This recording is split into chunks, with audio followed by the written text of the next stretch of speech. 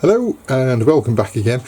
This is just a real quick video because we've just put a promotion on our brass pen kits, these brass pen kits, and someone wrote in to say it'd be nice if we could see the promotion you've got with the brass end kit and the end cap.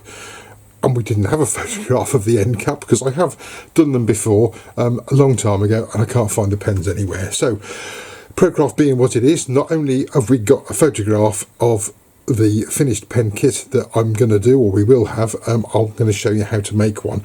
This is one without the brass end cap. The promotion we happen to have on at the moment includes brass end caps. They are always available. We do them anyway because they can turn any one-ended kit into a turn between centres kit. It makes it much simpler.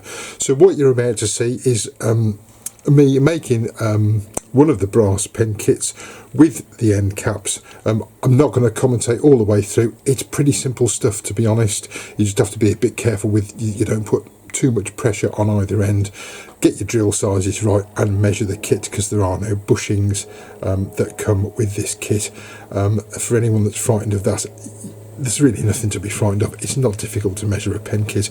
There's a lot of makers out there that don't use bushings anyway and will only make by actually measuring the pen kit to make sure they get it spot on.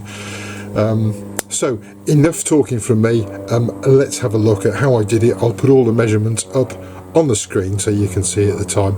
It's pretty simple, and as usual we'll put a still at the end of the finished product. What I'm going to be using today is a U-burr blank. We've sold lots of U-burr. I just happened to have a scrap bit that I thought wasn't great. Turns out it was lovely, but so I've used that. It was 18mm square and 80mm long, 80, but I'll put all that as we go through. I hope this helps. Thanks very much for watching. Bye bye for now.